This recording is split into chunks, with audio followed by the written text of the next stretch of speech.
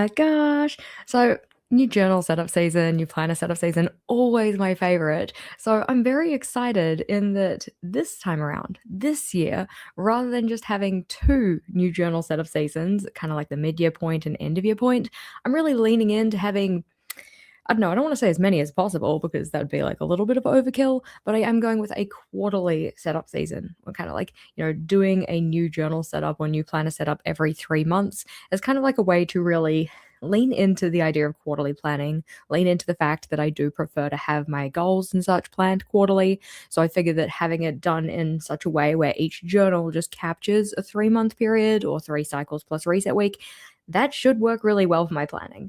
And that does also mean, though, that we need to do a new setup. And I am always at risk of overthinking things, but that's okay because we have the want analysis. We have a way to streamline that thinking, and we're going to do some pre planning together today. Let me know, though, what are you working on? Are you working in your planner or in your journal? You're just hanging out? I would love to hear about it.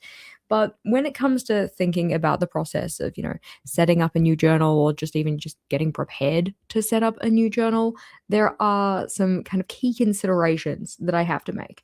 So, first of all, need to pick a notebook, right? Need to figure out what I'm actually going to be doing my planning in, because all good and well to plan out all of these pages and such, but if you don't know what you're using, you might not necessarily plan them as effectively as you could.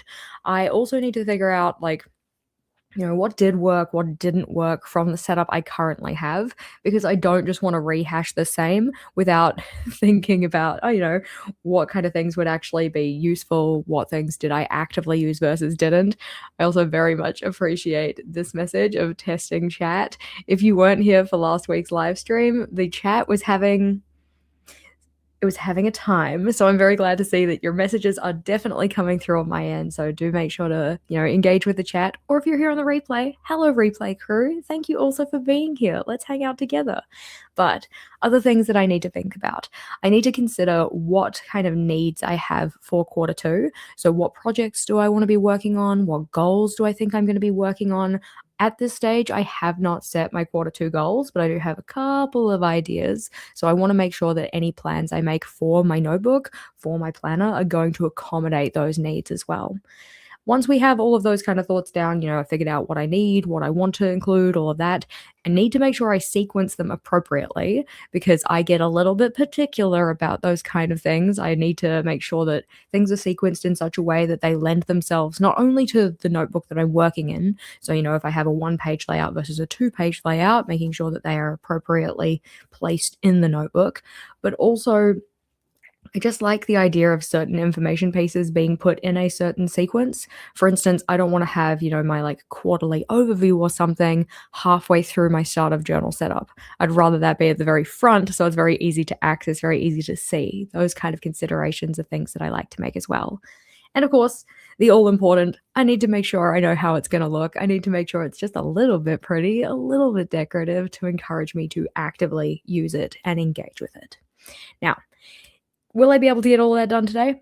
Maybe not, but I'm going to try and get as much of it done as possible because, if I can kind of batch that pre-planning, batch all that thinking together, it usually does save me time in the long run. Also, if I do it a little bit in advance of having to do the setup, it also gives it time to cook, it gives it some time to bake so that then my subconscious can be just like kicking around in the back of my mind and I might be able to problem solve some other things. So even though I'm not going to be using this new setup that we're planning out until the start of April, which is still a decent while away, we've got majority of a month left.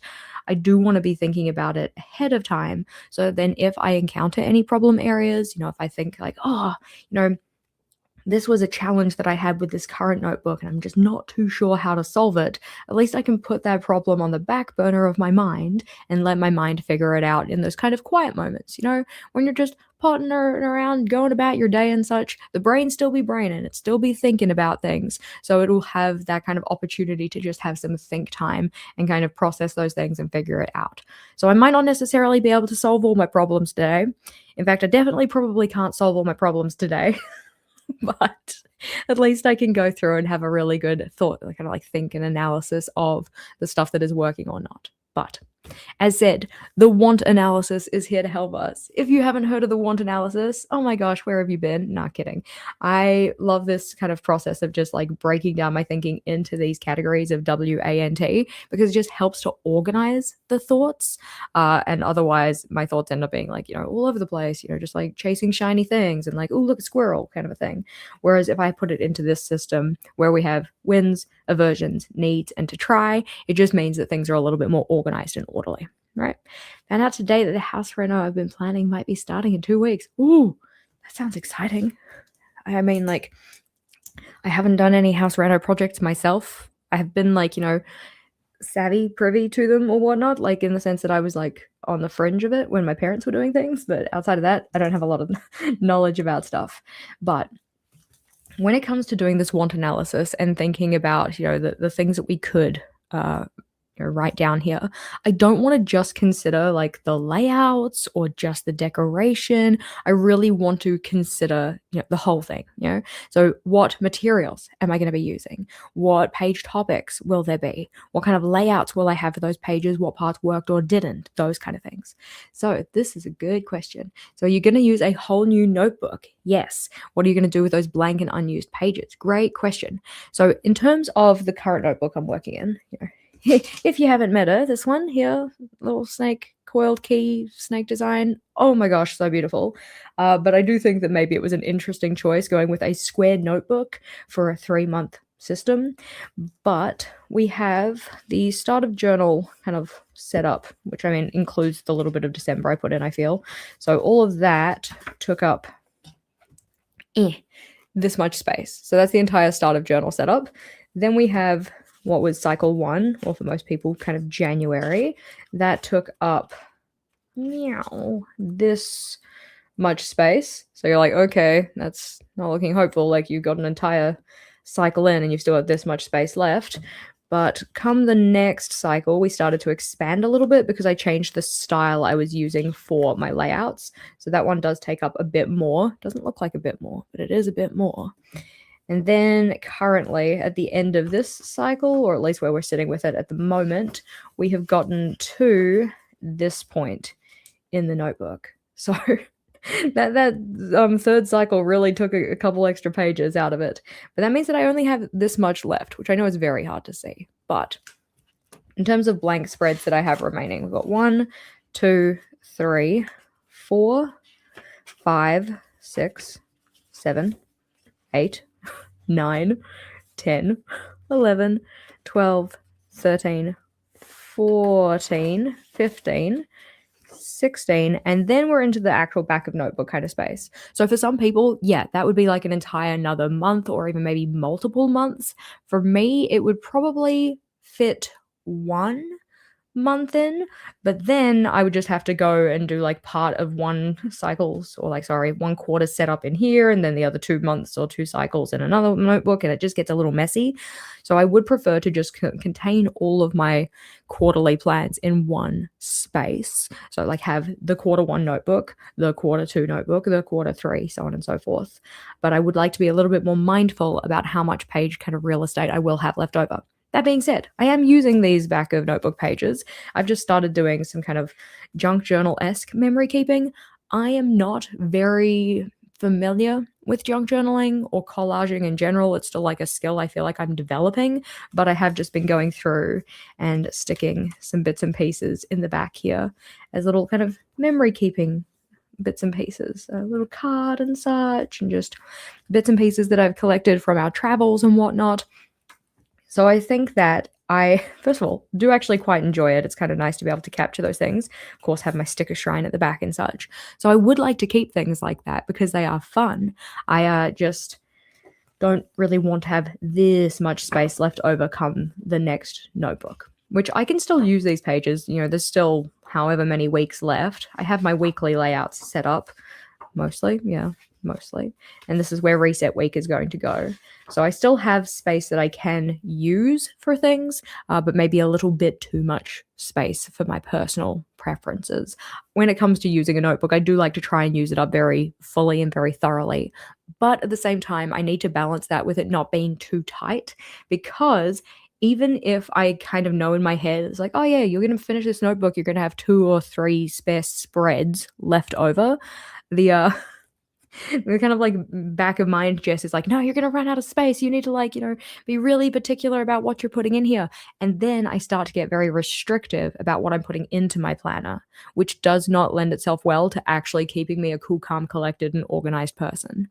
So it's this kind of balancing act of not wanting to have too much space left over at the end because you get those kind of wasteful feelings, but also not wanting it to be too tight at the end. Otherwise, that kind of like, I don't know, save the space mentality kicks in, which means that then I won't be able to use the notebook in such a way that really kind of helps me get the things out of my head. You love this Cycles theme. Those floral stickers are gorgeous. I also personally love them. I got major FOMO because I saw so many people using them for their February setups, because it is kind of like, it feels appropriate for February.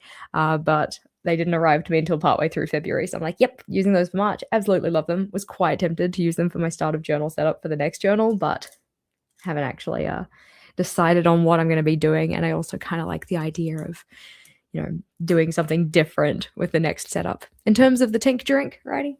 Tink. I've got my water bottle today. Hydration is important. Put that away. Making 3 months is proving hard to be one journal. I just don't have enough space. Oh yeah, see, exactly, that's the thing, right? Like, for some people, 3 months in one notebook is a struggle because there's too much space. That's what I've got. Whereas for some people, it's like, okay, yeah, I just don't have enough space. And for that, it's like, okay, well, what kind of size notebook could I be using? Those are the kind of considerations we can be making. So in terms of filling out the want analysis, really what we do here is we kind of consider all of like everything, the whole kit and caboodle.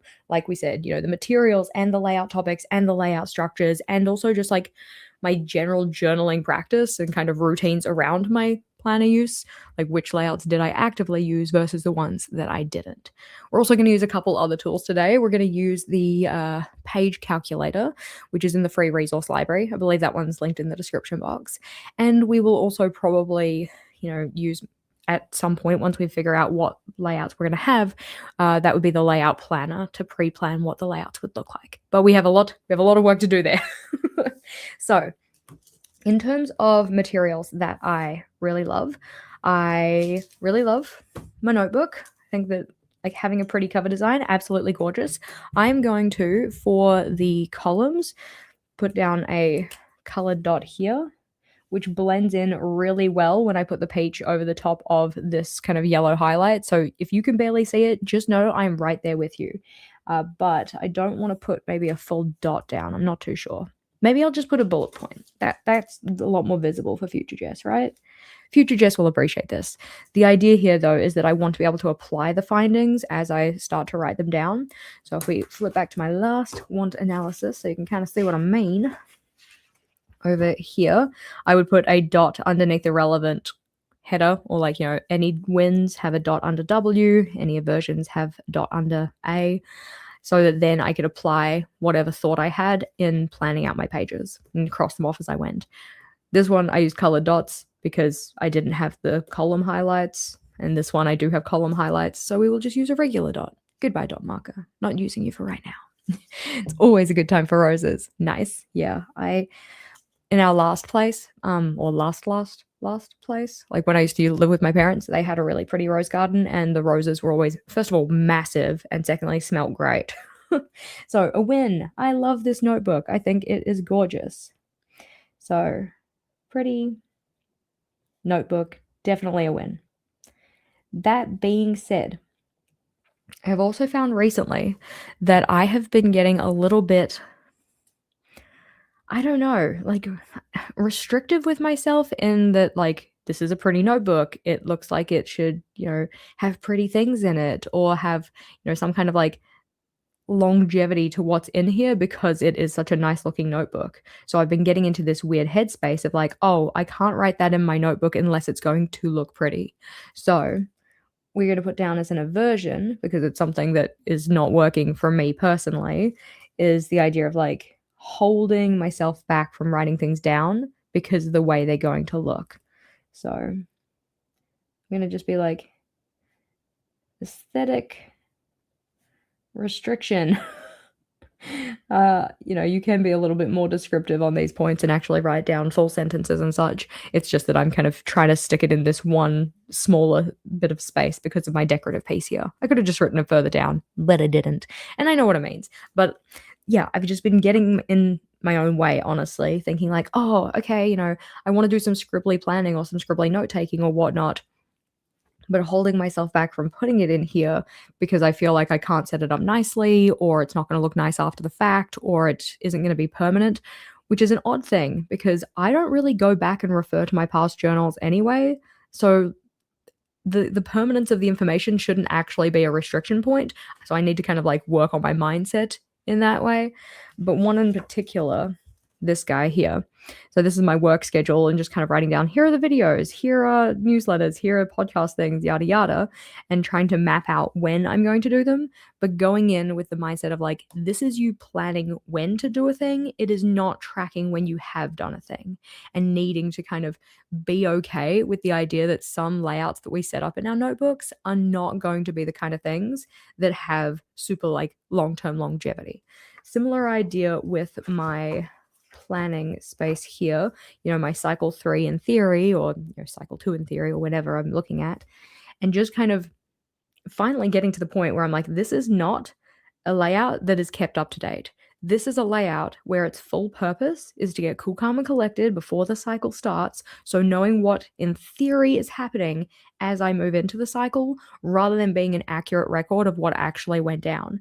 And I think that that was the beef that I was constantly having with monthly logs, and feeling like they had to be fully updated. I had to come back in and check with them, and then I wouldn't check in with them, and then I feel down about myself. No, we don't want to feel down about ourselves. We don't want our journaling or our planning to feel like, I don't know, something to beat ourselves up over. That's not the point. So I was like, okay, what is the purpose of this layout? The purpose is so that you know in advance what's going down, or in theory, what's going down. The purpose is not to be an accurate record after the fact. This is not like a memory keeping page. And that was in part why I tried for cycle 2, flip. So many pages. That is why in cycle 2, I tried to have 2 separate things. So I had the cycle in theory where I did that pre-planning, and then I had the cycle kind of after the fact where I would fill things in as they happened. I wasn't good at coming back and checking in with this. That's something that I have been consistently not good with. So, not that we're looking for a cyclic setup or, looking to analyze a cyclic setup specifically, but I feel like this mindset of collections needing some kind of level of permanence, or needing to be, I don't know, eternally helpful, which is just silly, but whatever. Some idea of it needing to be eternally helpful has been holding me back from putting things in there.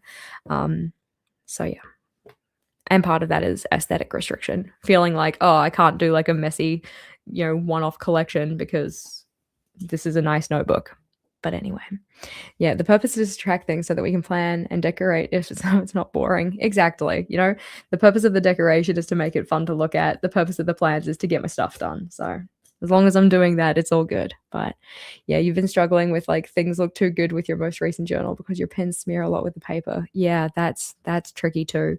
I have found I've actually almost found that the smearing of the pen has made me less anal about my journal. Like, I'm less of a persnickety biscuit because I don't have a pen that dries quickly.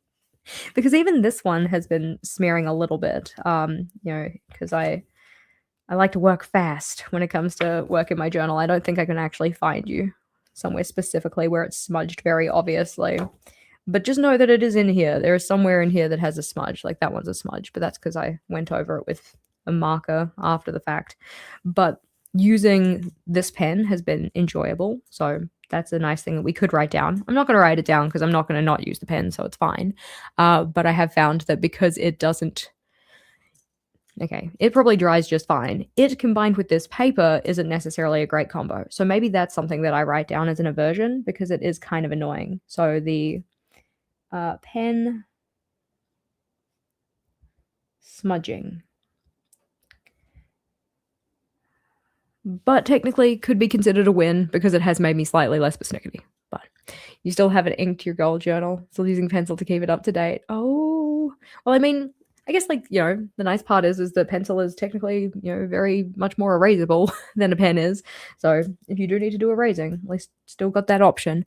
Let's say, what pen is this? Do you think it's good for lefties? This is the Sarasa Mark-On. It is one of Mark's favorite pen. If you guys know Mark Your Pages, he is left-handed, and he likes this because it dries faster than other pens.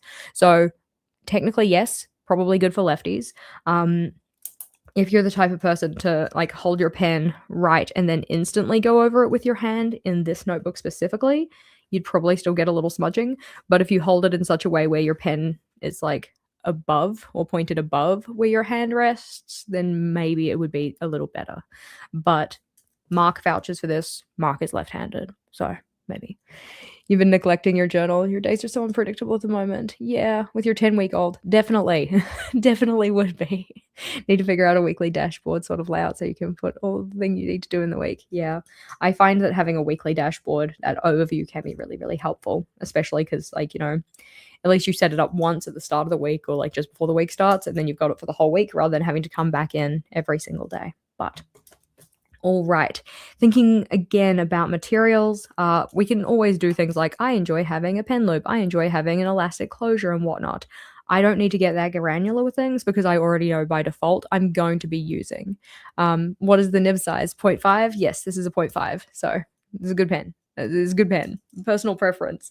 I think it is currently my favorite, mainly because my Inkjoy, which was my previous favorite, is a 0.7 and is just a little too inky for this paper. But pen smudging, so maybe something I want to try, because if we want to write down things as we go through to kind of analyze our thoughts, I think of the try section to be a way to either address aversions, because aversions are things that aren't working, or to account for needs. So it's like, oh, I need something that accommodates this part of life in my next planner. Oh, okay, well, I could try doing this thing. So the thing that I could try here is I could try an older notebook, because the older notebooks, because I'm using Archer and Olive, but the older notebooks in particular don't have the same paper. Despite what they've told us, I do think that the paper finish in the newer notebooks is different to the older ones. So I could use an older notebook because I do still have some in my collection. But things that I also really loved, I liked in terms of the size of the notebook. I liked the space for 2 columns.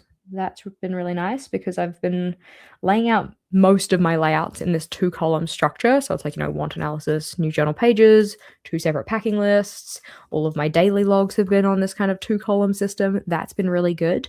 What I would also say as a win is the space for a full calendar.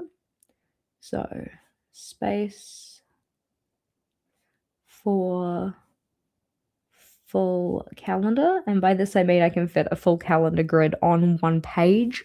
I don't have to go over 2 pages for that because I'm using this, square notebook that has additional horizontal space. It is really helpful.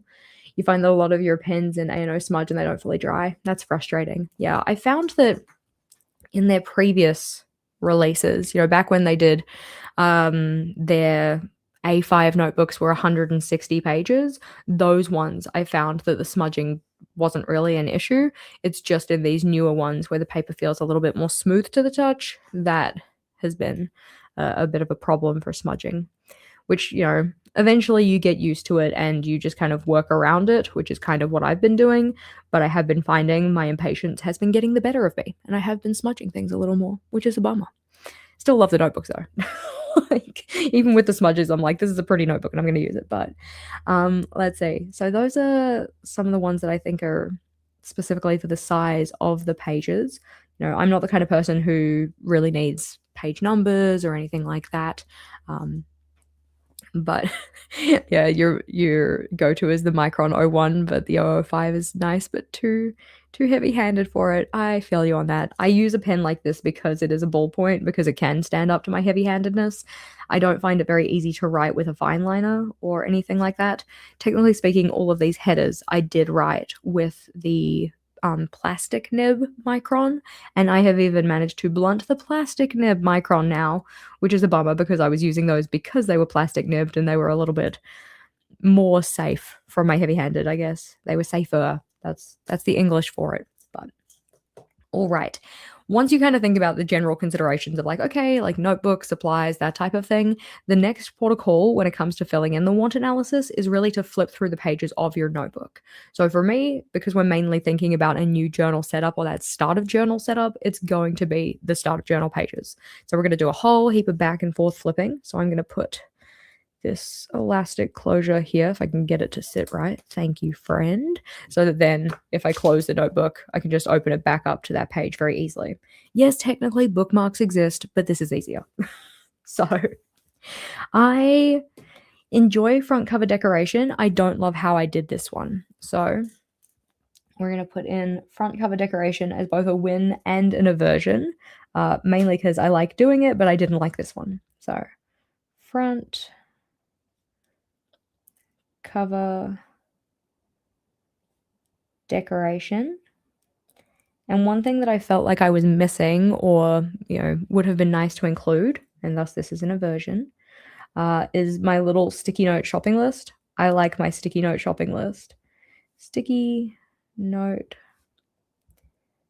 shopping list. Because while I have been adding those things to my wish list, it is usually a lot easier just to write it down in the front of my notebook and then transfer it at a later point in time. So this one is literally just a little sticky note that usually sits about here that I just jot things down on when I'm like, oh yeah, we need to get that. It's usually things that aren't things that you get at the groceries or anything like that. It's more so I would have to take either a specialty trip out to go and get this thing or make a specialty order online to get this thing. For instance, one that sat on my list for a really long time was a plastic ruler because my old one had a whole bunch of scratches in it that I couldn't use it properly anymore. That sat on my tiny sticky note for ages until such a point where I was out and about. I'm like, oh yeah, I'm actually really close to the stationery store. I can go and get that thing now. But tink. Make sure that you're hydrating as we go through. This is, thirsty work, team. Let's see.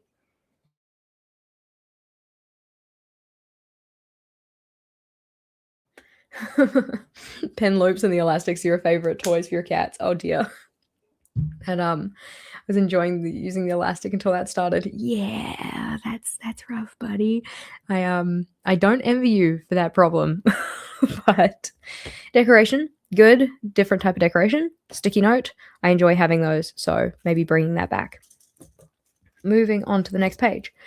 Then we have the overview. I have referred back to this a couple times, so I would like to include that again, so we can add that down as a win, like anything that's working well, anything that we still want to include, that one counts. In terms of the question about have I decided on which journal I'm using next? Not yet, but we will in a second. So what do we say? That was the quarterly year at a glance, or YAG, YAAG. So this one just gives me the numbers for each days of the month across each of the weeks of each of the quarters. I did a full year here with each of the quarters because I had the space for it. And in my next journal, I'll probably do a similar thing, even though we'll be in quarter 2. I will just start it in quarter 2. So it's like, okay, quarter 2, 3, and 4 for 2026, and then quarter 1 for 2025. And by that, I mean 2027, and I can totally count. Don't worry. Oh dear.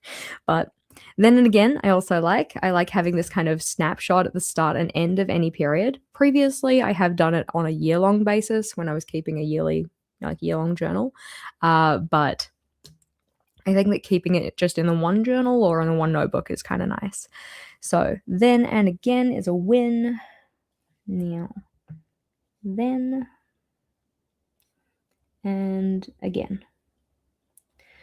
So we kind of touched on it before in terms of what W and A actually mean, but it's essentially like anything positive, anything negative, anything that's working, anything that's not. So for wins, that could be stuff that I liked. It worked in the way I intended. It fulfilled the purpose I gave to it, anything like that.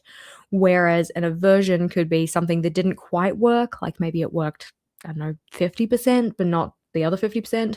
Maybe it just flat out didn't work. Maybe I never came back and checked in with it. There was just something that meant that it wasn't fit for the purpose I assigned for it. Or it could have been that I included it and used it, but it felt pointless. That would also be an aversion because it's effectively like wasted time. Yeah. Question: what is an overview for?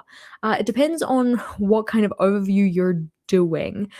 So for me, for instance, I consider this page here to be an overview. It just gives me a bird's eye view of this period of time.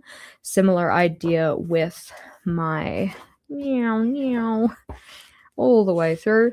This page is another type of overview, or what I would consider an overview. So again, the bird's eye view of the kind of big ticket items that are happening across a period of time. In this case, it is Q1 and Q2. But for other people, an overview could be like, let's say like a checklist of some description to say like, hey, this month's overview and the stuff that I need to get done this month. For me, most of the time, an overview is more like a calendar view like this, and it gives you that kind of snapshot, just the big ticket things, the things that are a little bit more special or outside of the day-to-day mundane kind of thing. So like on my overview, for instance, I don't put down like do laundry on Monday because I do laundry every Monday. It doesn't feel super necessary. But I do put down the midweek mafia hangout because while that happens most Wednesdays, it doesn't necessarily happen every single Wednesday. So I put down here just so that I can kind of confirm with myself. Yeah. Wait, why is it 26 instead of 28? Because these are not days, they are weeks. So this is week 1, Monday through Sunday. She can do a week. Week 2, Monday through Sunday. Week 3, yada, yada, yada. So this is just like the first 13 weeks of the year, first quarter. This is the next 13 weeks of the year, second quarter. What happens when you want to add something new to your bullet journal for your bullet journals working so well for you? What should I do? Should I change it or not? I'm going to reread that question to make sure I understand. What happens when you want to add something new to your bullet journal, but your bullet journal is working so well for you? Well, I mean, as long as you're not changing the stuff that is working well, I don't see the harm of adding something new. The only thing that I would kind of check with this is making sure that it doesn't like interfere with the purpose for something else. So for instance, if we think about this one here, like this being the quarterly overview, its purpose is again, bird's eye view, snapshot of the quarter kind of a thing. Its purpose is not accurate representation of what happened after the fact. So if I wanted to add something else in my notebook that had, accurate representation after the fact, that would not interfere with the purpose of this layout. So that would be okay. But if I wanted to add in something that kind of butted up on or stole part of the purpose of this layout, that would start to interfere with this layout. Either in that I'd be like, oh, well, what's the point of filling it in both places? And I'd start to neglect this one, even though it had worked for me. Or I would neglect the other one because I'm like, okay, I set that up, but like, what's the point? Because I've got this. So my main kind of thought when it comes to setting up something new in my planner or introducing something new is just considering, does this fill a genuine need for me? That need doesn't have to be purely functional. That need could be enjoyable or aesthetic or whatnot. But I I do consider it needs to fill some kind of purpose. And then if it's going to fill a purpose for me, is it going to interfere with the purpose of any of the other pages? You can also think about it in terms of like a capacity thing. If you find that you have a very comfortable routine right now and it takes up all of the available time that you have to work in your journal, then maybe something else needs to go. I've got a question about are messages being removed. I personally am not removing messages, so they should be working today. If everybody wants to send through something in the chat to make sure your messages are working, make sure that you use at least 3 English words. Because, YouTube last week was having some struggles. But let's see. So then and again can stay. I think we already wrote that note down. And I also like the quarterly overview because it is that bird's eye view that I very much appreciate. It just helps me get my head around in general what's going on. So we'll put that in wins. And as long as I am very mindful of the fact that the expectation is not to come in and fill it in every single day and have it be that really accurate record, it should be fine. So we've got quarterly overview. That one is a winner. Yeah, I have been asking questions and no one is responding. No, sorry, Kendra. I answered your one about the overview, but I haven't seen other ones. But I'm also notoriously bad at like not making sure I read things. Is the chat working? Testing the tube. Alrighty, well, I can at least see this one, so at least that one is working, and I can also see this one if that helps. But added a calendar stamp. Use it for some daily things like laundry, make bed, make coffee. Not really needed, but it felt satisfaction and accomplished when marking it off. And I guess that, like, again, that is a purpose filling thing, right? Like, even if it's not necessary, but it brings about good feelings and like satisfying feelings and all of that kind of thing, I still feel that is like purpose fulfilled, you know? Yeah, literally like a sticker chart with like the little stars and such to say I did the thing, you know? Similar idea right now for my skincare tracker, you know? I was finding that I was actually doing fine in doing my skincare steps before I put this in here, but there is a level of satisfaction that comes from checking things off. So I'm not at this stage too sad about having it in here. Eventually, I might get to a point where I'm like, okay, yeah, the novelty's worn off and I don't need it anymore. Like I'm already a few days behind in filling this in, but at current, it's still going okay.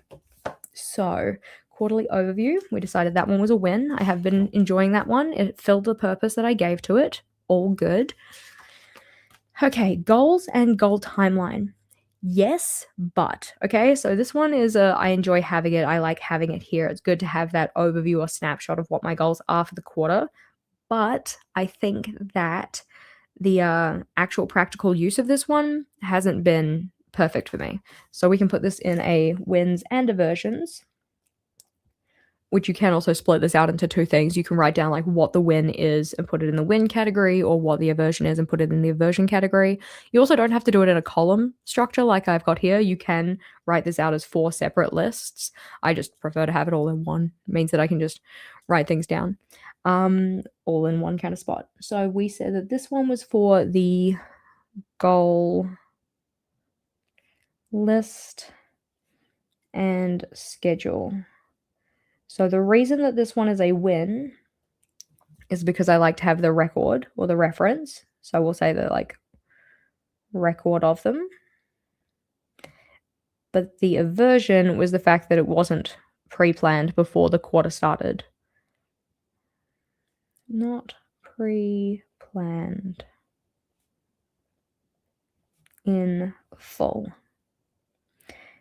And this is mainly just thinking about, you know, what is the purpose behind this layout? This one in particular, the purpose is to help me kind of pace myself, I guess, in terms of working on my different goals and projects and such. Just making sure that I spread them across the quarter rather than being like, oh my gosh, I've just started the new quarter and I'm so excited. I'm going to get everything done. And then just like drop all of these tasks in my lap in the very first week of the new quarter. So the idea is to have filled this in and kind of mapped things out a little bit more. Didn't really do that so much. But it could also be due to the types of goals I'm working on, because a decent few of these goals are not like a one and done, like a project type goal. They're more so built over time type goal. So yeah. So we've got the record of it is a win, but not having it pre-filled in is an aversion. Alrighty, question. Are you doing a want analysis at the end of the cycle, quarter, or both? So this one in particular is a want analysis for the new journal setup. So it's mainly kind of like a end of quarter type one, I suppose, in the sense that it's really helping me plan the new journal setup. I will do a different one or a separate one for the next cyclic setup. So thinking about, okay, just in this cycle in particular, what worked, what didn't, yada, yada, what do I need for the next cycle? This one, though, is more so like picking out the notebook, picking those start of journal pages, making sure I have, you know, everything I need for that. Alrighty. What did you say about overviews? I went out to check the emails. You might just have to jump back because that one was an in-depth conversation, I feel, or at least it took a while for me to get my thinks out of my head. But all right, overview we already looked at. Goals. This one. Okay, so love the idea of keeping track of the streak so that I actually have some kind of number attached to it. But I haven't been great about getting back and actually filling this in, especially considering we're week 10 at the moment. The last I filled it in was week 8. I have been continuing through, so that's all good. But I think that while I like the idea of it, I don't think I like having to color in the boxes like this. If it was just a dot marker where I went point, point, point, point, then that would probably be easier. Yeah, the ominous So sections that worked well on here, or things that worked well. I like having the reference of what number I'm up to in my streak. That makes my heart happy. I like having a record of what things I have done for meal prep, mainly so that if I get to a new week and I'm like, oh, what do I meal prep? I can at least go back and have a look at what I've done previously and consider whether I like it. So I like that. I do not need this. I do not need this. I don't mind this, but I notably haven't used it very much. And I think that this learning section would probably be replaced with my personal curriculum because I am now doing a personal curriculum for my finances. But it would be cool to have that in my notebook. So I guess a need for myself, or maybe something to try, I guess, I'm going to put it in both categories, is a personal curriculum layout. Because while I do have my personal curriculum in Notion, love Notion, and we do have a personal curriculum template for you if you wanted it. It's in the free Notion resource library, again, linked in the description box. So that one I effectively would just transfer into my notebook, but not transfer everything. Like I wouldn't be going through and writing out all of my learning objectives and all of my assessment tasks or whatnot, but I'd probably be writing down my materials that I want to consume, kind of similar to what I've got for this cycle, where I've just started writing out like these are the materials that you're going to consume. As you consume them to the extent that you're happy, you can just kind of check them off or whatnot. But I would probably go in with the mindset of like, I would like to have this pre-populated to a certain extent before the new quarter starts. So that would be something. So personal curriculum layout, cool. I do like having some kind of exercise streak tracker. So we'll put that in as a win. Exercise streak tracker. But as said, I kind of don't love that I have to color in each of the boxes. So I'm just going to put it in quotation marks as a difficult way to fill it in. It's not actually particularly hard, but it's hard enough that I avoid it, right? Which is barely hard, not even really all that hard. So difficult ways to fill trackers. I am much more I look more favorably towards just putting a dot with a dot marker or just checking something off or crossing something out. That is more favorable for me. The reason that there's a reason behind it. I made this choice intentionally. The reason that I decided to go with filling in a box and writing in the number is just in case I broke the streak and had to start at 1 again or something. I didn't want to go and pre-fill in these numbers, be like, yeah, I'm going to get to I don't even know what number, and then at some point break it and then be like, cool, I'm now abandoning this tracker because it's just a reminder of the fact that I ruined my streak. Like, I failed. I don't want that to be the case. But oh dear. So yes, but also no. And then for this one, I like having the record of my meal log, or rather my meal prep plans. It's not even a plan, it's more like a log. So record of weekly meal prep. I enjoy that. You enjoy that very much, Jess. Obsessed with your colors and floral stickers this cycle, so pretty. I'm glad you like it because this color palette is one that I probably wouldn't have put together myself if it wasn't for the stickers, and so I'm very much enjoying it. I think that pink and yellow as a combination together, even if it's like a subdued kind of orangish yellow, isn't a palette I would typically gravitate towards, but it shows up so nicely in the stickers that I'm like, yes, I will do that. I will do that for my palette. So this one has been considered. We're happy. And then we will go over to here. Notably, haven't filled in anything for my savings. I've been keeping track of the running total, but I haven't actually filled in anything here. So I don't think that this is the way that I want to keep track of my savings. So we will let go of that. Aversion, savings tracker.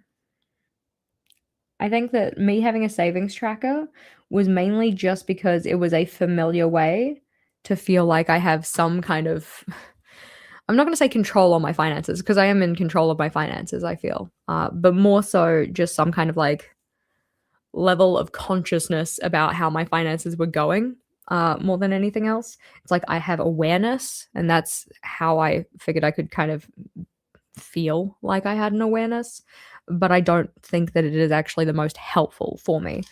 While I do love a tracker and I love filling in a little box and seeing progress and such, that difficulty of, filling in the box, again, it's like, difficulty is such a weird word to use for it because it's not hard to color in a box, but it's obviously hard enough that she hasn't done it.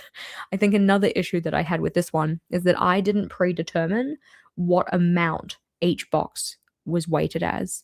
And I could have figured that out before everything started, but I wanted to get really clear on what our savings goal across the quarter was going to be. Didn't do that. So I never ended up deciding like one box is equal to this amount and thus haven't filled anything in because I don't know what each box represents. So yeah. Oh well. But this one I do like. I like having a log of what we kind of did for midweek mafia and a log of what we did for date night in particular. So the date night log is a win. We can put that one down. Date night log. Mainly one, so that then I can remember what we did, and two, just so that then it's not even so much to hold us to account because we're doing pretty good at actually making sure they're happening, but just making sure that we're getting some kind of variation in what we're doing. We do have a tendency to just default to like, oh, we'll go for a meal out, which I'm not opposed to. I do love a meal out, but it is nice to have some activities that are more memory making than just eating food. Like for instance, we went to teppanyaki, which technically is like, just eating food, but there's like a certain kind of performance associated with it. Like it feels a bit more special and elevated because it isn't just like I picked something off the menu, they bought me the thing off the menu, I ate the thing off the menu, you know? Um so I kind of appreciate having that record there so that I can remember things and we can also have some variation in them. Yay. Haven't filled in the last couple of weeks, so maybe my routines around filling in my start of journal pages is something that I could write down as an aversion, which is always the case, so it's not necessarily unexpected. Another thing that I probably should have noted by this point is the decoration with my start of journal pages. And while I do love this decoration, I essentially set all of this up and then decided I wanted to go more minimal, which is why for these months in particular, things are just like a border, the same type of lettering style, and some corner decoration. And I've got a similar kind of thing going here. It's just that I used stickers rather than doodles, which I have definitely enjoyed the stickers. So let's see. Happy to have made the live session. I'm happy you made it too. I mean, I'm happy you guys could all come and hang out with me. It's much more fun doing this with, somebody to talk to. So I really appreciate you being here to chat with me. So one of the, I guess, the win is having it decorated. So decoration, we like that. But the aversion, I think, is not having it in the same style, but I'll probably be okay on that one. My main aversion was actually the printed headers because I have really enjoyed getting back to doing the lettering myself, even though I have just been using the same type of lettering for all of my headers. It's been kind of nice. So we're going to say printed headers. The nice part about doing printed headers at the start of journal setup is that usually because of how I pre-plan my layouts and how I pre-plan what I want to put in there, it's not that much of a struggle to figure out everything I need to include. When it comes to my cyclic setups or like the monthly kind of setups, figuring out in advance every possible header that I might need for a 4-week period or sometimes a 5-week period is just, it's too much. It's too much of a hassle. So I think that it's less about the pre-printed headers in the start of journal setup that is a problem, but more so it encourages me to use pre-printed headers, or like these ones that I've typed out, found a font, typed it out, made stickers out of it or whatever. It encourages me to do that for the rest of the cycles, and I don't want to do that because of the aforementioned issues of trying to figure everything out. Now, this one here is on a Dutch door. I just cut away the top of the page so I could have the leisure header once.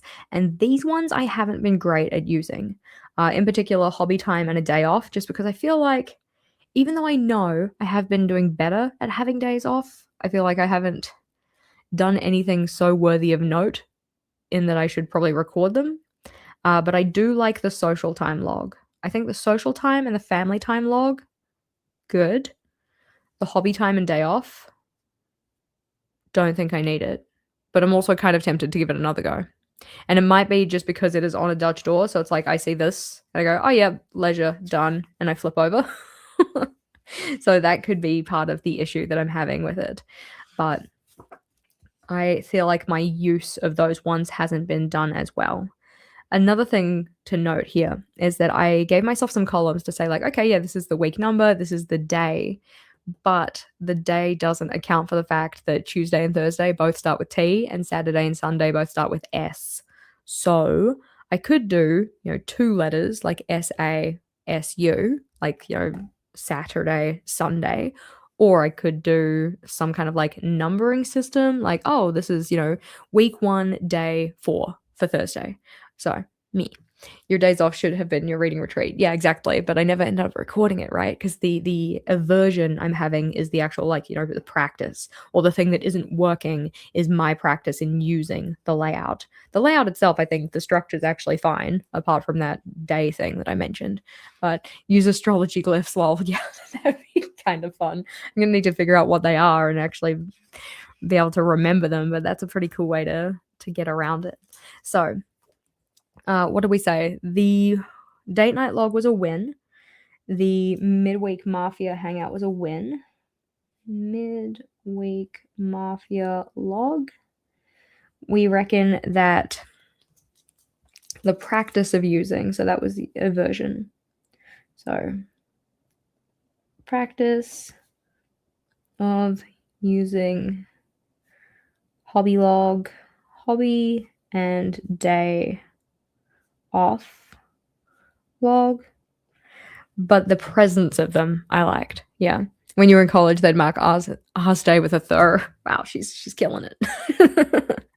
Thursday with an R. Yeah, I have seen that one done before. So I was kind of considering like, oh, I could do that, but I'm like, would I remember in the moment that that's how I was filling it in? So maybe, but also maybe not. But also, I guess part of it's like, does it matter? Like, and I think that this is why I just went with the T and the S for the the days that have doubles or whatnot. What do we say? So the win was having dedicated spaces for leisure, because I do think that that is still something that I struggle with, or taking intentional time to do those things or whatnot. A camel for Wednesday. Let's see. What, you saw the thumbnail and wanted to pop on to say that your next journal is what I finally used last year. Surprisingly, really liked the cover texture, though the pattern faded fast. Oh, good to know. I haven't actually formally decided which one I want to use yet, but I thought it was a good stand-in because it is a good, possible one for us to use. But is there any other layouts in this? I don't think there is. I think that's the last of my... Yeah, we have the leisure time log with the Dutch door, and then we go straight into cycle 3 of quarter 4 because I was just playing around with doing this kind of structure.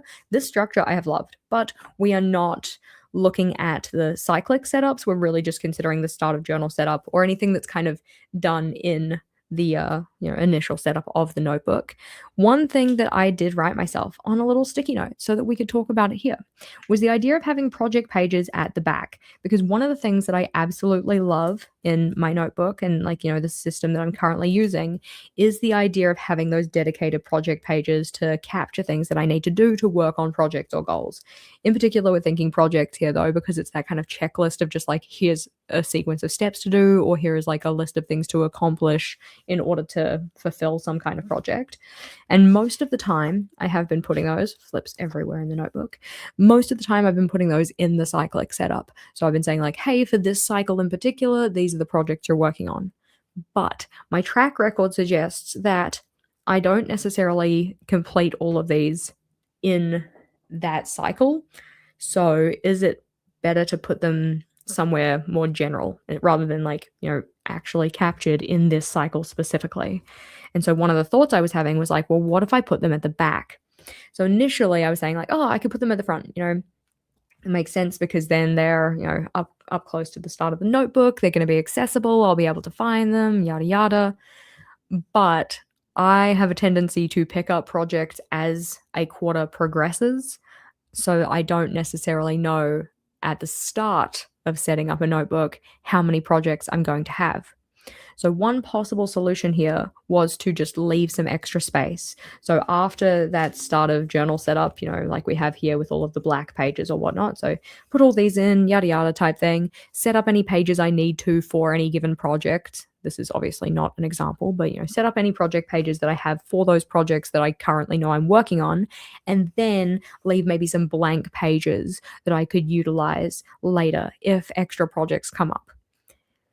Sure, but then I run the risk of either never filling them in because I never pick up any extra projects, or I fill them in too quickly because I find that I have quite a lot of projects I pick up and then I don't have enough space for all of the things. Technically speaking, both of those problems are solvable. First of all, does it matter if I have blank space? Because that's something I'm trying to be a little bit more chill about. It's good to have a little bit of buffer in a notebook because it means that I'm less likely to start restricting what I can put into it. But if I run out of space, there are still solutions that I can have with that. I could put a tip in or anything like that. But given the fact that any notebook I use is probably going to be big enough that I don't realistically need tip-ins, like, I really could just get away with having the pages that were in there. I'm not sure which solution works best for me. I'm not sure which one I really like the most, So, mm, but we will put this down as a possible try, right? Just because it goes on the want analysis also doesn't mean it is like locked in stone. Like, oh, I put that in the try category. It means I 100% must be putting this in my new setup. No. All right. If I had that as kind of like a restriction for myself, or like in the back of my mind, like anything that goes on this list is, set in stone, it would hold me back from actually filling things in on here because I would second guess every single entry being like, oh my gosh, like, am I ready to commit to this? Am I really ready to commit to the idea that the quarterly overview was a win and I must have one in my next notebook? No. So try possibly to have projects at the back, because I figured the nice part about having them at the back means that then you kind of build from the back forward, or like the back to the front, so you don't run out of pages. You essentially have your start of journal moving forward in time, kind of chronologically with all of your cyclic setups or whatever and your weekly setups. And then you have your project pages at the back moving forward until such a point where they either meet, or more likely than not, you have a little bit of white space buffer in the middle because you don't end up with any of the like some of the pages just don't get used. But I also really liked the idea of having those kind of junk journaling pages in the back, because that is something that we can also consider in this setup, because it's kind of like this want analysis rather, is because it's not part of the cyclic setups. It's just kind of outside of that and part of the setup of the notebook and like a consideration for picking the notebook. So let's write these things down. Stop running your mouth. Write your things down, Jessica. Project pages at back. And a win for me, something I have enjoyed, was my junk journal memory keeping. Junk journal memory keeping. because primarily the way that I do my memory keeping is through vlogs, because, they capture what life's like and all of that. But I have also enjoyed just like collecting the little bits and pieces and sticking them in and that kind of stuff. So it's been kind of like a very low stakes, fun, creative pastime. So I'm not too sad about that. We can take this sticky note away. It has been accounted for. It has been captured. So looking at that, thinking about those things, feeling pretty positive. But as said, one of the things that I really need to decide first, before I can start to plan out specifically how pages are going to look, and possibly even before I decide on the specifics of the pages, like, which ones I'm going to include or how big they're going to be, like, the amount of space they need to take out, I need to decide what notebook I'm going to use, especially if you're considering moving into different sizes or whatnot. A then and again page is going to fit really nicely on one individual page of a square or a B5 or an A5 or whatnot. Whereas if I was using a Traveler's, I'd probably be more inclined to make it a spread. I need to know the size of the notebook so I know how many pages things are going to take up. So the first consideration I would really consider is like, what is the size of the notebook dimensionally? And then I can consider what is the size of the notebook page-wise. How many pages is the notebook going to be taking? So this notebook here is 160 pages, and I have found that it has very comfortably fit all of the things that I needed with a decent chunk of space left over, like we kind of looked at the start. So square might not necessarily be a bad idea. That being said, I also love changing things up. Oh, yeah, good reminder. Tink, it's good to have some hydration moments. Delicious. So, need to think about number of pages, need to think about the amount of space we're going to be taking up. So for this, we are going to use, as mentioned before, the new journal calculator. Yep, that's right. It deserves that level of excitement around it. But this one is, as said, available in the free resource library, linked in the description box. So feel free to jump over there and use it for yourself. But the general idea is that you have your starter journal setup stuff over here.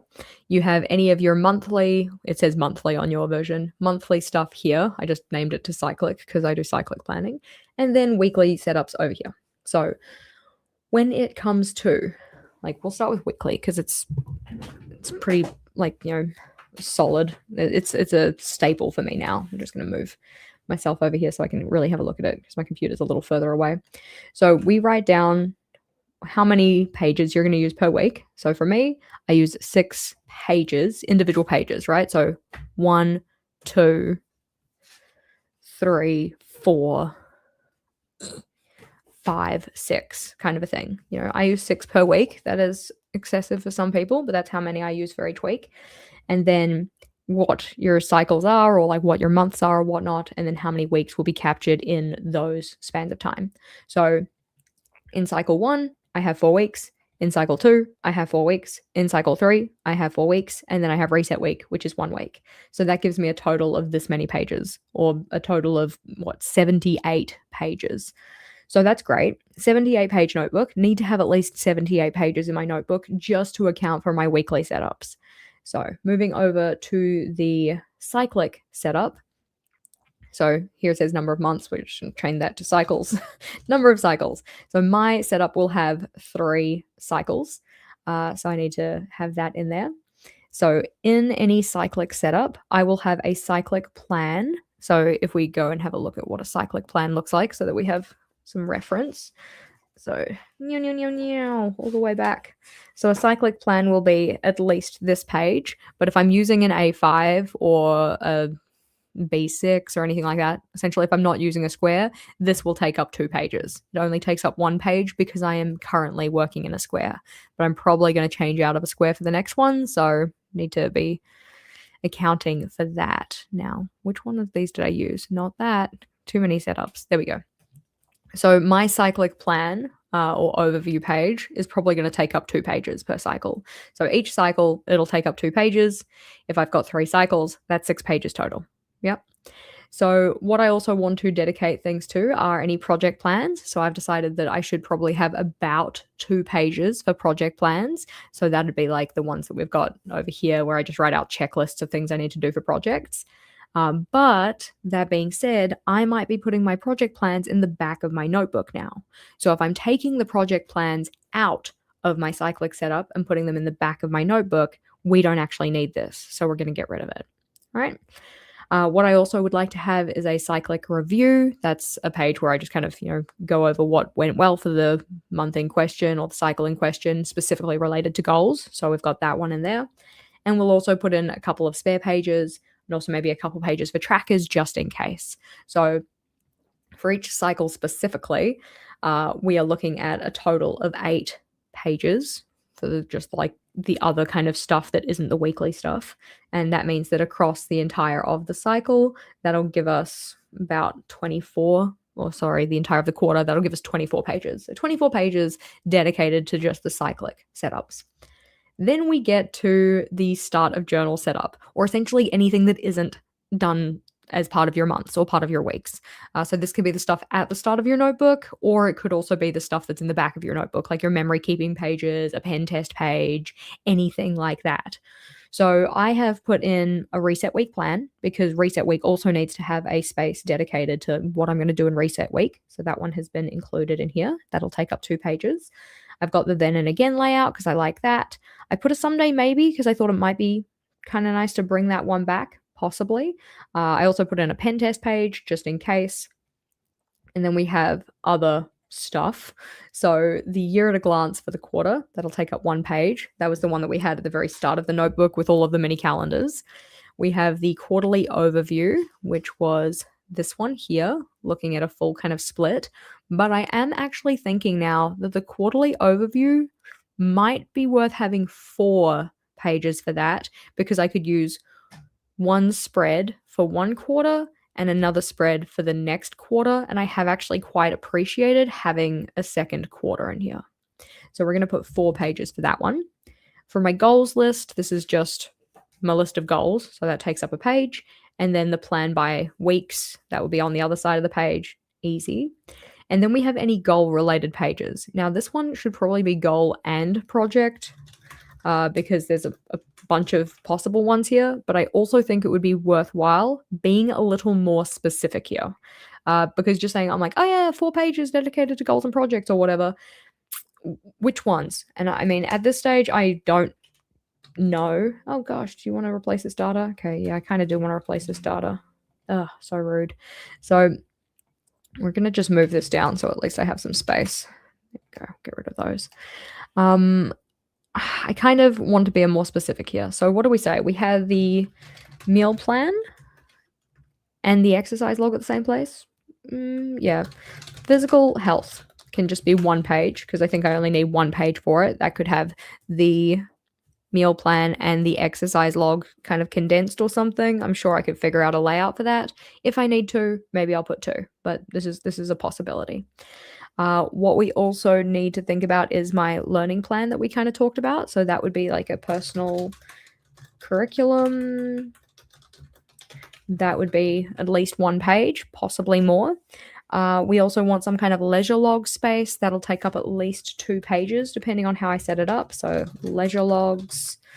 Savings, we decided I wasn't really going to have, and this is where having kind of decided what pages you might want to include could be helpful to already have kind of sorted. We haven't quite got there. We're kind of doing things maybe in an interesting order, but we will also have other project lists, and this will be project specific. I'm going to give myself maybe 6 pages for that because it just depends on what the kind of projects are and what I need to write out. But the purpose of doing this was mainly so that we can get a total or like how many pages accounted for in the kind of stuff that we have outlined. So, we had 22 pages dedicated to this kind of starter journal setup or like outside of the other ones kind of setup, possibly a couple more if I want to do some memory keeping. So if we put in memory keeping in this journal thus far for memory keeping, I have used 1, 2, 3, 4, 5, 6, 7, 8, 9, 10 And I'll also have at least a couple more, so maybe about 12 pages for memory keeping. But this is also a bigger notebook than I'm planning on using, so well, we will see. But that means that in terms of the stuff that I have outlined as wanting to be in my notebook, based on the start of journal setup, based on what I'm doing cyclically or monthly or whatnot, and then also based on my weekly setups, I will need a notebook that has at least 136 pages. Okay. So I have taken the approach of like, hey, this is what I want to include. How big a notebook will I need? Whereas you can also take the approach of this is the size of the notebook I have. How much can I fit in? So you can kind of use it either way. So mine is saying like, oh yeah, I'm going to use a notebook that has at least 136 pages because that's how much I need to have in there. Which means that if I pick a page, like if I pick a notebook that only has 128 pages, it's not going to work. I'm going to have -8 pages. I'm going to need to cut something. So I'm probably more likely to use one like this. Maybe 160 pages, or if it's one of the new ones, it'd be 192, but then I would have 56 pages left over, which feels like a lot. But at least then I wouldn't be worried about running out of space. So, this also doesn't account for anything that just comes up in general. Like, maybe sometimes I want to do, for instance, I don't have a want analysis in here. Want analysis needs to be done with 1 page per cycle at least. I mean, technically speaking, it's 1 page in here. If I were doing it in like an A5, I'd probably need 2 pages. So we're going to put 2 pages. So that'd be something that I'd also want to account for. So I was like, okay, well now you have 142 pages used. How can you do a spread like this on your computer? As mentioned, it is in the free resource library. So the free resource library should be linked over. Oh, she knows where. In the description box, yeah. And then it'll just be called like new journal calculator or journal calculator or something like that. I'm pretty sure it is in the folder that is specifically called like new journal setup or something along those lines. So yeah, free resource library, jump over there, have a snoop around. It'll be called like new journal calculator or something like that. Let's see. Okay, so I need to figure out which notebook I'm going to use, because I could use one with 192 pages. It does offer a lot of space, I suppose, but I don't know if that might be too big. Maybe. Let's see. We're going to go back over here to our want analysis. We're going to think about what notebook would be most appropriate. Crack. Apologies that my floor mat decided to join the party. It is so cracked up. It's like got giant cracks in it that keep catching my socks. It's really not fun. Wouldn't recommend, just for anybody who is wondering. But so I was kind of thinking that with this idea of, the real prettiness of this notebook getting me into that headspace of like, oh, you can't write anything in here because you're going to get like really particular about what you add to it and whatnot. Because I've been in that kind of headspace, I was thinking about trying to use something that was a little bit more chill. I don't know how to describe it. Something that felt a little bit more low key. So while the thumbnail has this one, because this technically is a little more like low key, it's not like super decorated or anything. It does have an interesting kind of cover. It has some visual interest, but it doesn't feel as, I don't know, confronting, I guess. Not to say you're confronting, you're so beautiful, but like you're just too beautiful for Jess's current headspace. Yeah, it's in the free resource library, links in the description. It's made in Excel. Yay! Yes, I'm glad that it's there and accessible for people. But so I was thinking we could do this one. This one is 192 pages, so it would definitely offer me ample room to work in, which is nice. But given the calculations I've done, based on just approximations or whatever, I might only need 142 pages. So maybe is this overkill? Like, is this too big? So then I was thinking, well, I could use one of the older Archer and Olive notebooks that are just like with an icon on the front. They have the 160 pages. Also, they probably will help me get around the pen smudging because they do have the older paper. So this is let's see if I can get this to work for you. So this is one of them. It's got the coffee cup on it with the kind of faux leather brown. And this one is the dragon. So those are kind of my options that I'm playing around with. It's either the dragon or the coffee cup or the faux composition. So what I'm going to do, because right now I'm not on YouTube, I'm going to jump over to YouTube. I'm going to set us up a poll because I want to see what you guys reckon. I want to see what you guys think about this. Where is my browser window? So we can add a poll. So we have the composition, which I probably spelt wrong, so just like ignore that fact. We have the dragon and we have the coffee cup. And we're going to correct the spelling of composition because I just don't feel good about that. So if you are here on the live stream, I would love to know, like if you're here live, let me know which one, by voting in the little poll. But if you're here on the replay, just let me know in the comments because I value your opinion as well. And I haven't made any decisions yet. You are a dragon, Jess. You need that one. I very much appreciate that. What connection? Do I consider myself a dragon? I do hoard my notebooks like one, so maybe. I do love the black as well. I am a, if you weren't, already kind of, really sure on the fact, black is technically one of my major preferences, at least when it comes to clothing. See, the thing is like, I don't drink coffee, but I do love the feeling of this notebook. But then part of me is also like, oh, this one looks really cutesy. So like, maybe, you're entering fall in New Zealand, right? So the brown would fit. Yeah, that was also something I was kind of thinking because we are headed into our fall months here in New Zealand. That could also possibly be helpful. You should check out the chair wheels made for carpeted floors, no mat needed. Yeah, I'm kind of holding off on doing anything office related until we possibly move because we're currently on the hunt for a new spot to live possibly. So we'll see what happens.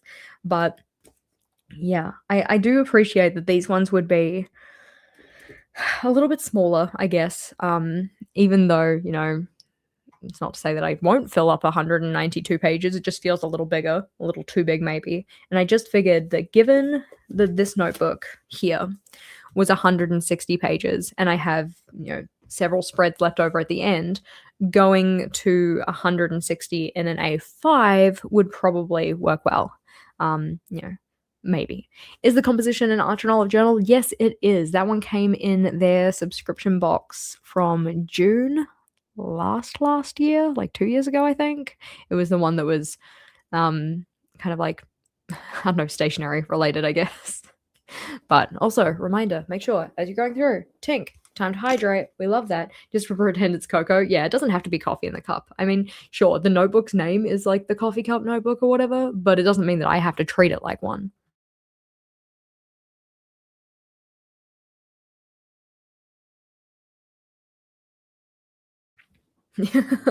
Black clothing, notebooks, pens, golf life. Yeah, I feel you on that. I do I love the dragon. I have hoarded the dragon like a dragon, so it would be kind of nice to use it, right? It does seem that the live stream vote is very much in favor for the dragon notebook. That is definitely high on the list. I also appreciate that the one that I used in the thumbnail got the lowest number of votes. That's very amusing to me. I'm very amused by this. But you're homesick from work because you can't keep food down. Aww. But yes, the reminders to drink are very helpful. Well, I'm glad. Yes, make sure you're taking care of you. Right. But I do think that, as an A5 notebook in general, given that the three options I've given you are A5, I do think that that is going to be favorable. So the next port of call, though, now as we've kind of decided that, is to figure out my new journal pages. And typically speaking, I would like to write these in the order that I actually will set them up, but for the sake of simplicity, we're just going to write a list. So this is where the dot marker can actually come back. Yay. It is your time to shine, tiny child. Here we go. It's in the black pile. Yeah, everything is in the black pile. I have a lot of black notebooks, actually. Not blackout notebooks, but black covered notebooks that I have, again, just been hoarding like a dragon. So, oh wait, does that mean that this entire year is going to be black? I mean, that's fine too. I'm not sad. I'm not opposed. But, all right, where were we? We were somewhere. Does she remember? No, she's lost. She's lost. This is why people use journals with page numbers so that they can navigate easier. I don't do that. I don't live that life. You love a dot marker. Oh, that's so fun. Yay, I'm glad that you like them too, because yeah, I am a big fan. So one of the things that we are definitely including is we are going to have a decorated nameplate. I love a decorated nameplate page. And as part of that decorative nameplate page, we are also going to have feet, like featuring feet. The shopping sticky, because I like the shopping sticky and I miss it.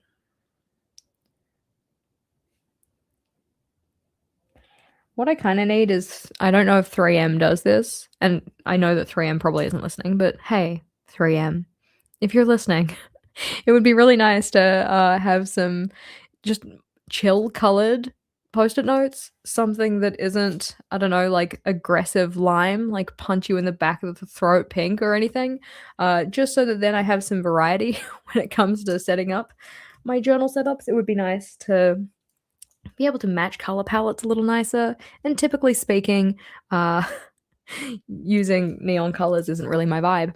Poll is fun. Did you think that that would be the result? I was actually surprised. I was kind of thinking that more people would choose coffee. What? Because coffee ended up with 28% of the votes. I was expecting it to be higher, but I'm glad that we have a lot of dragon fans here. You know, I'm cool for it. I love fantasy. I'm all about it.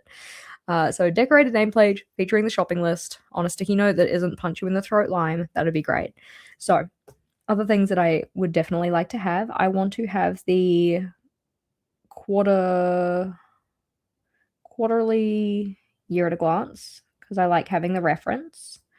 I would also like to have, you got White and Craft ones off Amazon. Are they from 3M, or is it like a different brand? The only reason I specifically call out 3M, because like technically it doesn't have to be 3M, is more so that I find the quality of their sticky on the sticky note is good. Like you pull off a sticky note one from the block and it doesn't leave sticky residue and it still sticks and it's nice. Whereas a lot of sticky notes that are a little bit more aesthetic, or you know, kind of nice designs, aren't actually nice quality. Like you'll pull the sticky note off and it'll leave sticky residue on top of the existing sticky note, and I'm just like, cool, now I have homework because I want to get the sticky residue off that. Wah wah. But yeah, the more obnoxiously colored the post-it notes, the more important the task. I love that strategy. Small business creator, you follow her sticky notes made with her designs. That's nice. Yeah. I need to investigate this and see if I had my shopping list sticky, I'd put it on my shopping list sticky. But somebody didn't set one up. That somebody is past me. But quarterly year at a glance, happy for that. And then quarterly overview, I also quite like. So we were going to put that on. And I need to remember, as I'm going through, the purpose of having these dot points in each of these columns is so that I can cross them off as I've applied the thoughts. So quarterly overview being a win, we can cross that one off. I also put in a then and again right next to the quarterly overview. So that's probably where that's going to go. Then and again, because I like that simple memory keeping. It's just a nice way to see a little kind of snapshot of you and how things have changed. I also crossed off quarterly overview when I meant to cross off quarterly year at a glance. So we should probably write down quarterly overview. Whoops. Quarter 2 overview. And then I would also like a quarter 3 overview. Quarter 3 overview. Just so that then I have that there as a space to kind of like drop things. Because sometimes, okay, so primarily speaking, when I have a timed appointment or something that is scheduled for a specific day, I will just put that on Outlook. Love it. But if I have something where I don't have the time for the event yet, like maybe we're going to be hanging out or something, you know, me and my friend's going to do something or whatnot, and we're kind of just putting down in general what we think we're going to be doing, or like we think that we're going to be scheduling an event for a certain day or whatnot, I will be more inclined to write that in the overview than put it on the calendar, because when I put it on the calendar, it's essentially like a confirmed plan to me, or at least that's the way I treat it. But yeah. You missed what the want analysis means. So, just for anybody who's tuning in, want stands for wins, aversions, needs, and try. So, it's like all the good stuff, the stuff that worked, all the stuff that didn't work, the bad stuff didn't work perfectly, anything that is necessary coming up in the next period of time. So, for me, it's like the new notebook, and anything in particular I want to try out or test out, usually as related to any aversions, like, problem solving, like, hey, this sucked, so I'll try this instead, or related to a need. So it's like, oh, I really need like this kind of like thing solved, or like something related to this. I'll try using this. That's kind of how I see it. But as mentioned, if you wanted to grab a want analysis template, because like, sure, I've done mine here, but if you like Notion, we do have a template for the want analysis that's broken down and kind of has prompting questions and whatnot over in the Notion resource library. That one is also linked in the description box, I believe, unless I completely forgot it. And if so, I apologize. But Q3 and Q2 overviews, looking good. We've crossed that one off. Love. I would like a goal list, because I enjoy having it there as kind of like, not necessarily a reminder, but more so it's like something that adds context to the notebook, I feel. So like, for instance, this entire notebook has been for Q1. And in Q1, along with just doing life, I have also been working on all of the things on this list. So it kind of provides context to all of the things that I've been putting in terms of project plans, and the things that I'm putting in on my routine tracker and my priorities list and stuff. They are all related to this. So it's that context. Yeah. So I will continue to have it. I will put that in. Kapoink. I also love to have a scheduled list, or like, a kind of week by week breakdown. So weekly goal plan / schedule. There we go. Yeah. You gotta work early enough to catch you live. Yay! Oh, starting your first reading journal. That's so exciting. I know this is completely not related to what we're talking about right now, but my reading journal I've been definitely neglecting a little bit. I've stuck in the book covers for our book club. I haven't stuck in the one for March just yet, but I am definitely behind on my little blurbs. I wrote these ones down, so that's good. Stuck in the cover for this one and that one, haven't written them in yet. Finished this game, haven't written it down. Finished the second Emily Wilde book, didn't write that down. Finished the third Emily Wilde book, did write that down. Have watched Bridgerton, probably watched a bunch of other things as well, because mine's like, reading and also watching, but love. Need to actually just give myself some dedicated time to work in there, though. That is a future me problem, though. We have a book club? Of course we have a book club. Just in case people didn't know, we have a book club. It's called Goober's Book Club, because, the little ghost in the corner, that's Ghosty Goober. So Goober has their own reading community and book club and such. I don't believe that one's linked in the description box, because, as I said, it was definitely like a segue, like side kind of quest that we're going on here. But if you did want to join, we would love to have you with us. I don't believe I have the link easily accessible for you, but I can grab something else. Da, da, da, da, da, da. There we go. So if you would like to come over and join our reading community, all right? So that one will take you over to the Discord space. The Discord space is where we host all of our reading related stuff. So we have obviously like all Goober things. So Goobers Who Read is the space. Goober's Book Club, the Goober Readathon, which will come out in May, the year-long Goober Reading Challenge, all over there. So yeah, if you weren't aware, we have a book club. That's where you'll find it. Point. I'm going to take that one away, though, because this is literally exactly where I'm working. Whose poor planning was that? My poor planning. Me. But there we go. So there's a book club app. Oh, cute. I didn't realize there was a book club app. I am not very savvy when it comes to like the online reading spaces.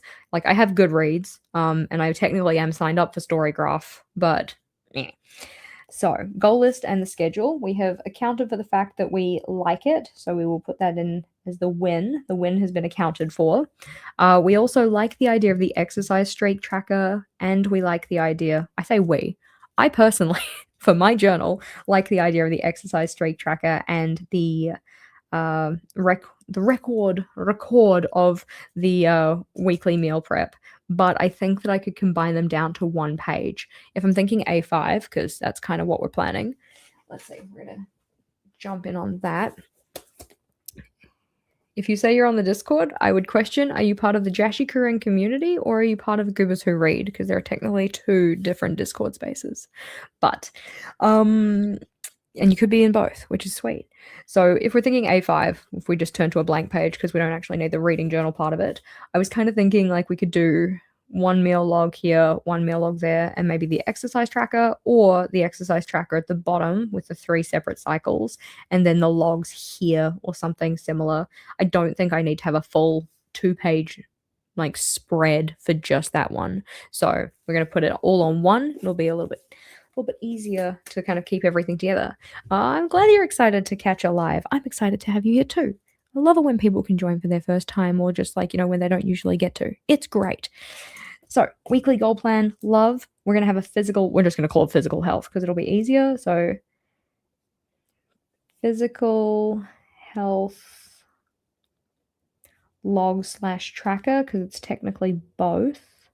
Because it'll be a tracker for the exercise streak and a log for the she knows what it's called. The other thing. She doesn't know what it's called. She's distracted. There we go. Yeah. So log for the meal prep, tracker for the exercise streak. Nice. So that'll help.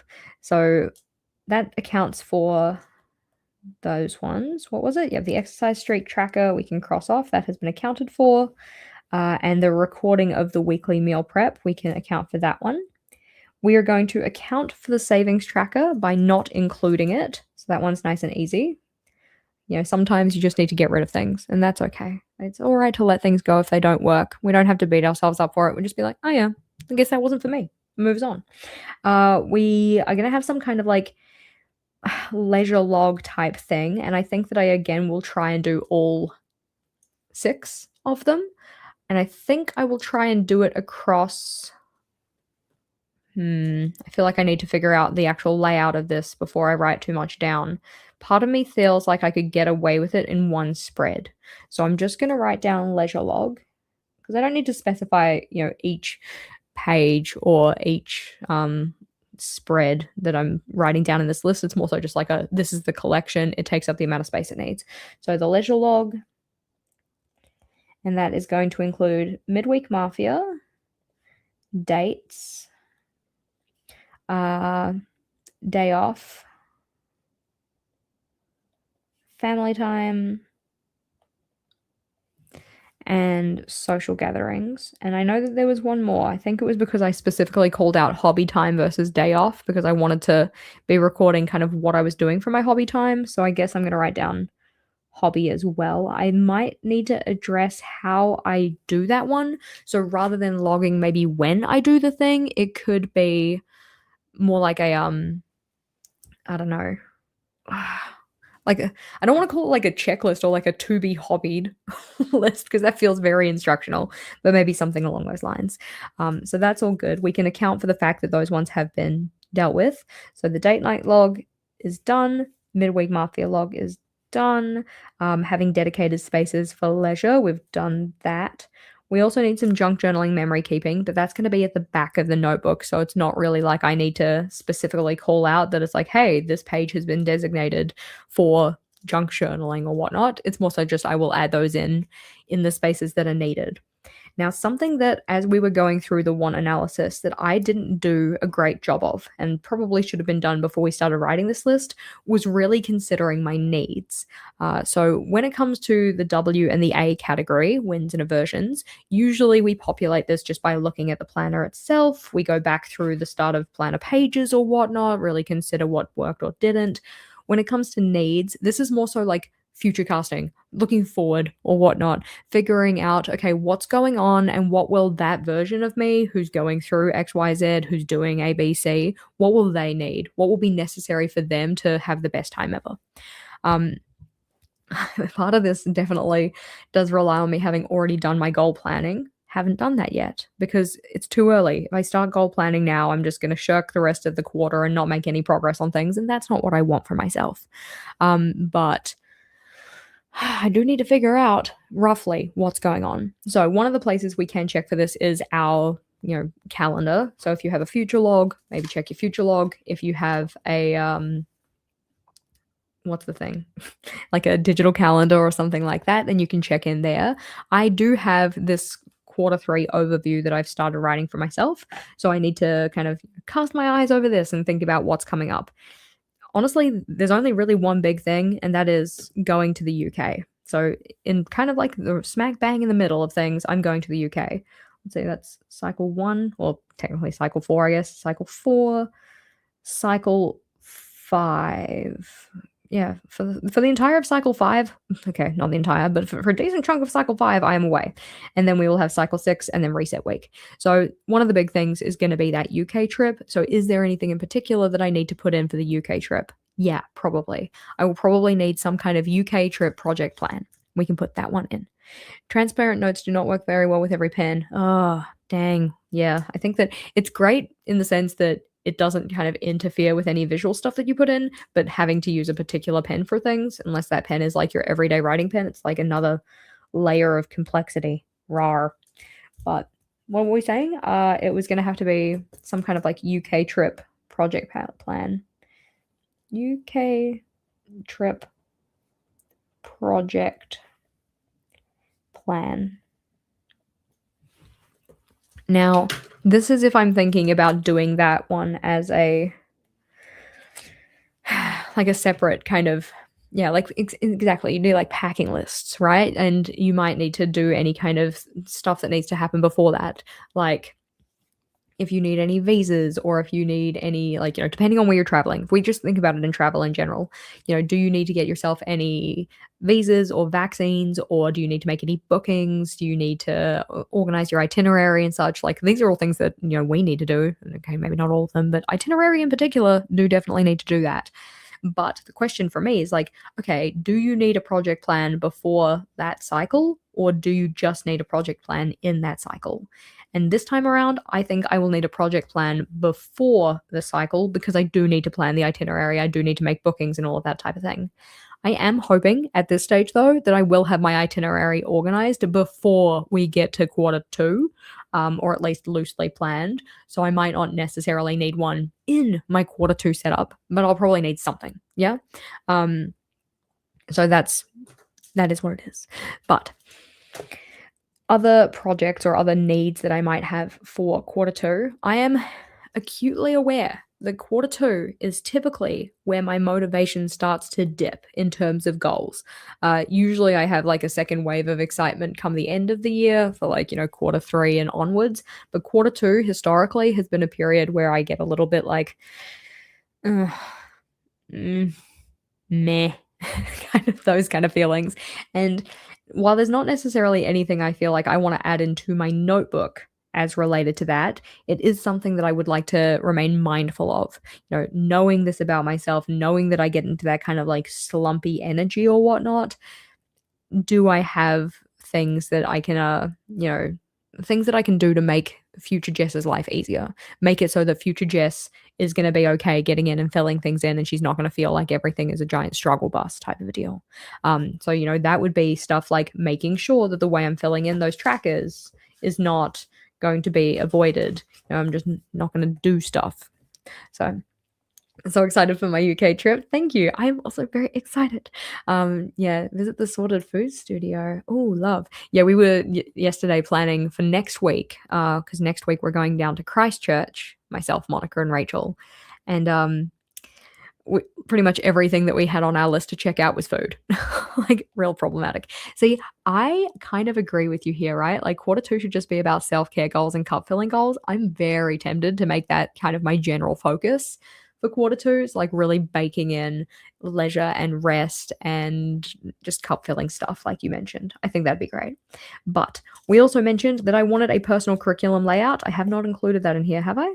I didn't. So this is going to be a need and to try that I want to add to this list, and thus confirming that this is not in order because I would like to put that earlier, especially probably next to the physical health log, because it kind of just makes sense for me. It's like you're keeping care of your body, you're taking care of your mind type of a thing. So this could be a personal curriculum. And I don't know if I will be continuing specifically with the one I'm currently working on. Really depends on how far I get through, honestly. But I think that having at least, a decent space dedicated for it, that maybe I don't populate just at this stage, but maybe a little closer depending on how much I get through or whatever. Maybe that would be helpful. Alrighty, question. Are you still using your goals journal? Heck to the yes, I am. I love my goals journal. In fact, I, yesterday, set up my goals journal for Q2 so that I could make a video for it for the team with a capital T. If you're not part of the team with a capital T, right, the people who get 2 dedicated live streams to themselves per month or per cycle, I guess, they also get 2 additional videos per cycle as well. They just got a video on Commonplacing, and they will have a video on my Q2 goal journal setup. Come join us. We'd love to have you with us.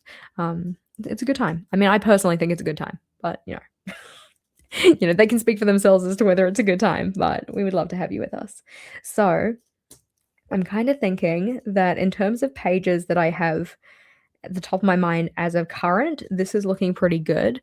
I will still probably need to figure out what else needs to go in just based on any goals that I set for myself. There we go. See, first-hand account. Love the extra videos. Excellent. Thank you, Anne. But I'm definitely still using my goal planner, definitely still checking in with it each week. And I think that having this changeover to making it so that then my priorities list for each week is only populated with goal-related stuff, that has been very helpful in ensuring that I do go back and check in with my goal planner.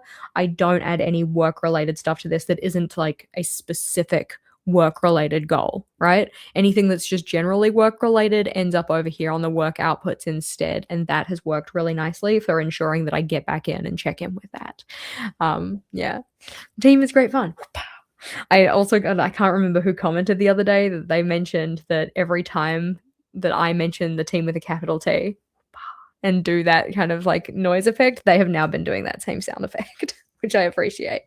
Have you picked your Q2 notebook? Not yet. We have some options. I'm looking forward to actually figuring it out, but it'll be one of the 3 that we showed before. But alrighty. So you just watched the Commonplace and realized that you've been doing it, but did not know that it was a thing. Yeah, I think that I'm so intrigued by commonplacing, and I've been very tempted to start a Commonplace notebook for myself or Commonplace book for myself, but I think that, making that video and just talking about the considerations that go into setting one up and, picking your materials and whatnot definitely gave me some more food for thought.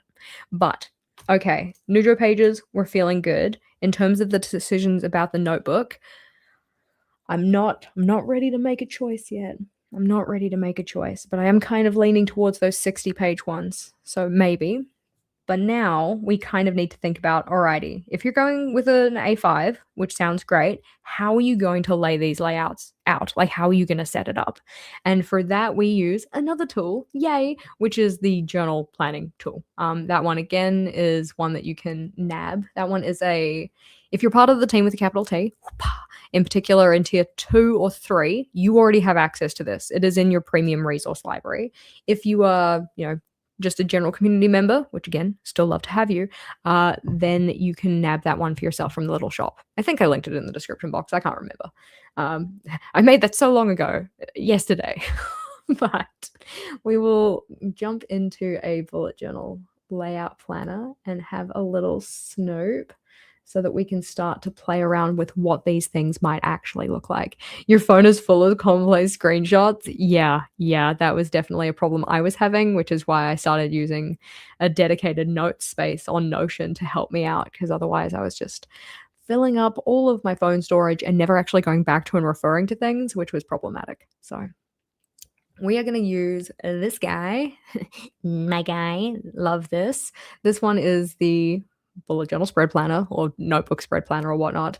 And essentially, it's just a document that has been sized so that then these dimensions are the dimensions of my notebook that I'm going to be using, because I'm going to use an A5. So this one is set up to be the size of an A5.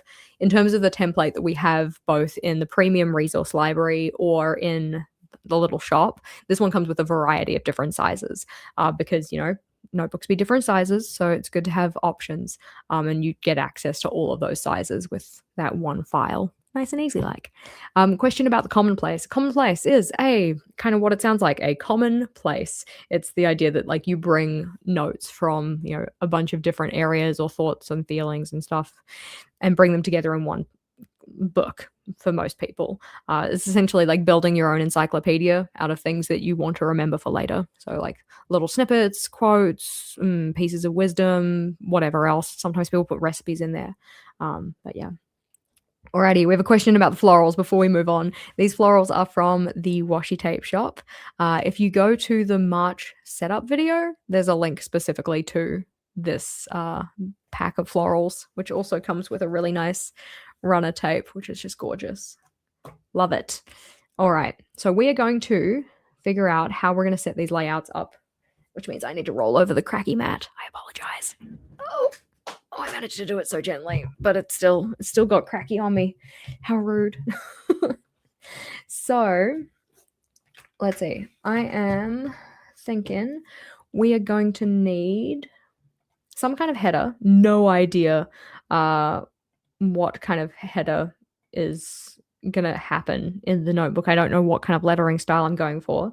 So I figure I can kind of use the way that I'm going to set the layout up to kind of help me out with this. Now, if I'm going to do 4 quarters, they're going to take up 13 spaces each just for the weeks. So that's going to be 13 is going to be about that big. I'm just going to make it here, and then I'm going to move it into the right space.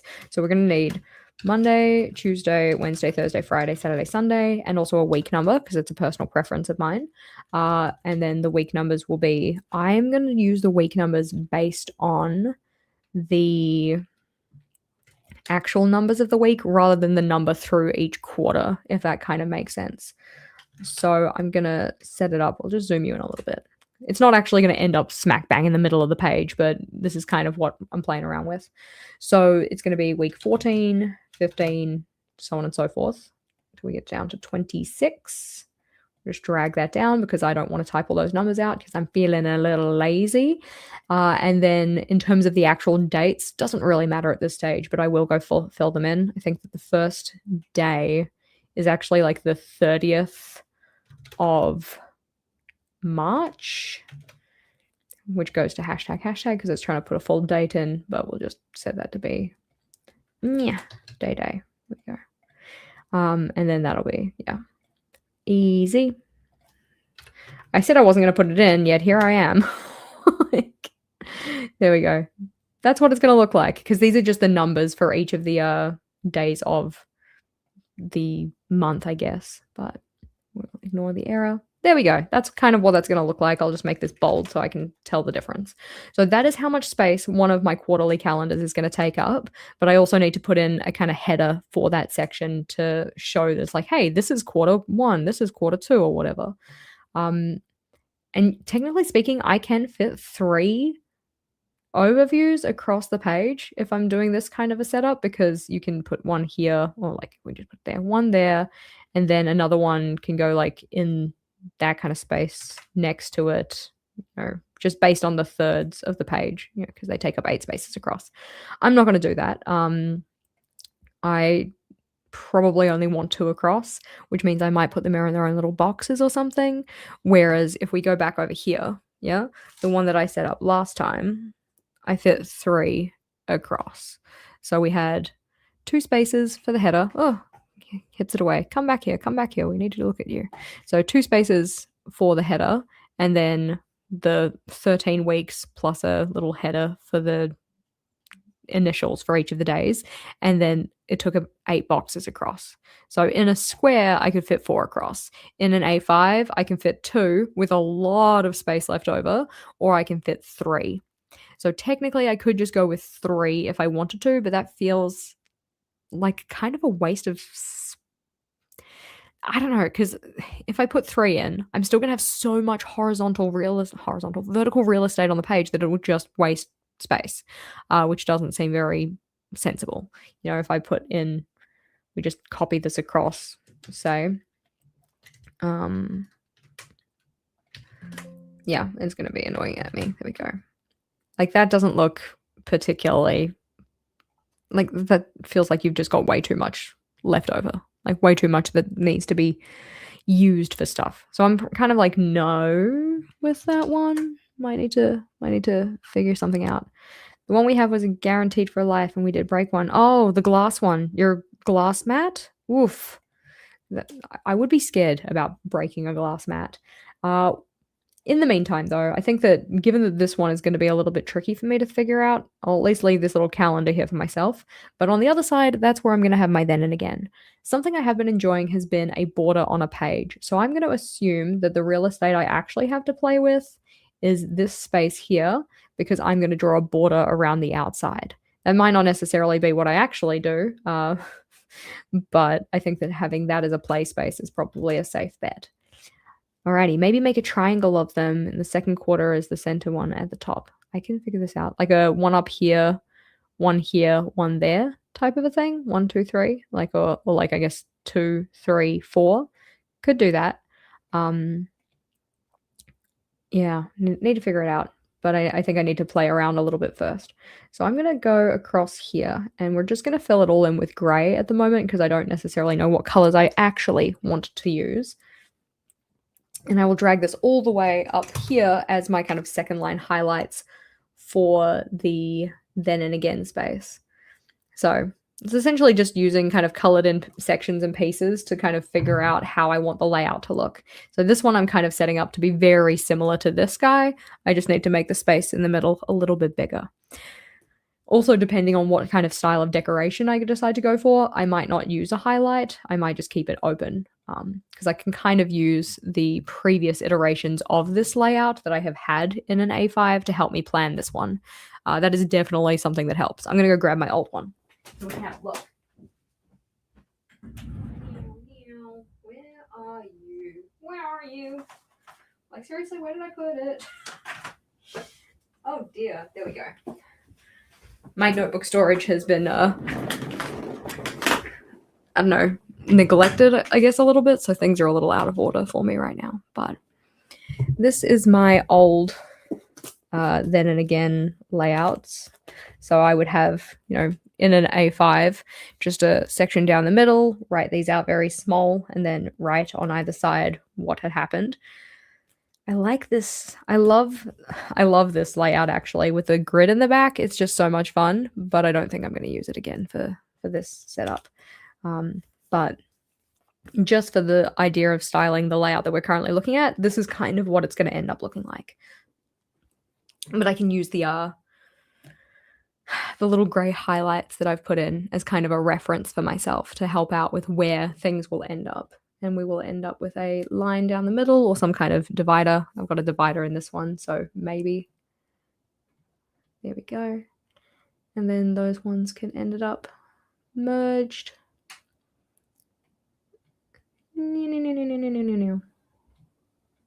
So it kind of end up looking a little bit like that.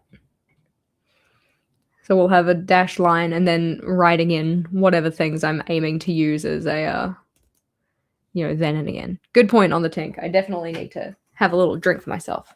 Tink.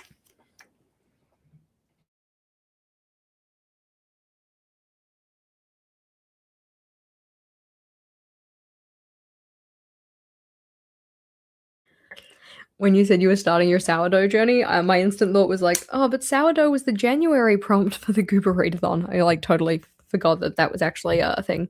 or the Year of Goober Challenge, my friend did a presentation on sourdough for our presentations night recently, and as part of that, she gave us all a little jar of starter. So I'm very tempted to start my sourdough journey. I don't know how it's going to go. I don't know how successful I'm going to be, but yeah. So you also tried doing it then again. Do you do it in every journal, so 4 times a year? That's what I'm trying out this year. So I've already got my then and again for the first quarter in here, and then I'm going to make another one for quarter 2 in the new journal. That's kind of what I'm planning. So in terms of the categories that I used last time, because I might as well use a similar thing, we had savings, then I did weight, movie, book, TV show. I then did song, game, something I tried, something I want to try, accomplished, a problem, something I'm excited for, something I'm nervous about. And then I have 2 extra spaces because on this one I had quite a large title. I'm not sure if I'm going to use as large a title. You would have loved to have seen her presentation. That would have been great. Yeah, no, it was actually quite she's quite knowledgeable compared to us, so we really did learn a lot, which was nice. I'm thinking of the titles in this one that having just yay amount of space for titles would probably be sufficient. I'm just going to put it in yellow so it's really obvious for me, and then I could maybe have 2 spaces in between that and whatever text is on the page, because I kind of have been loving in this journal in particular doing the borders, but I wonder if I've only been loving doing them because I have additional space horizontally because I have the square notebook. So like maybe you're interested to see how I feel about the quarterly then and agains. Yeah, I do think that it is very like you have to be intentional about what topics you're picking. So in here we scroll on over, savings, weight, movie, like a movie that I've recently watched, not my all-time favorite movie, a book I've recently read. So these are things that do have a tendency to change on that kind of like shorter time frame, which is okay. But I think that if you picked things like my favorite color, the idea of your favorite color changing across a 3-month period, that's probably not going to change every 3-month period.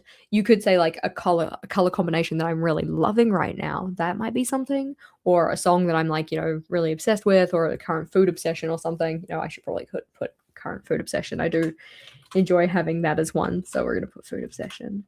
We'll probably put a drink in as well. Let's see. Can I copy this down, or are you going to be a butt? Haha, excellent. Kinda excellent. Kind of a butt. What did we just say? Want to try, accomplished, problem, excited for. So this is tried. And we're going to have food, drink. There we go. That works. So these are things that I think will have a likeliness, like likely to try at some point. I try a media log at the moment. So which movies are YouTube channels and so on. Think that might be interesting in the long run. I agree. That'd be kind of fun to have. I enjoyed having that in my month for cycle 2 or whatnot. So this is essentially the process that I use for pre-planning my layouts or figuring out how they're going to look. It's just, relying on past experience, going back through old journals for layouts that I've already used before, especially if I'm changing the size of my notebook, because I could use this current square one to try and plan things out, but it's a square. I've designed everything in here to accommodate like that extra space that I have horizontally, whereas the stuff that I'm planning in here, it's going to be A5. So yeah. Have you had a look at your first then and again and compared it to one of your last ones? I haven't. We could have a snoop. Let me go grab it. I'm kind of curious now. It's probably just me saying the same problems.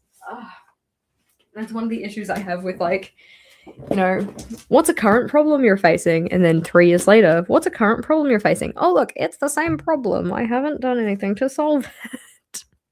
But I'm just jumping into this notebook here, which is one of my old ones, to try and find the first iteration of my then and again, which unfortunately did get attacked by a rogue can of Coke Zero. So if it looks a little bit weird, a little bit leaked on, that's because it did get leaked on.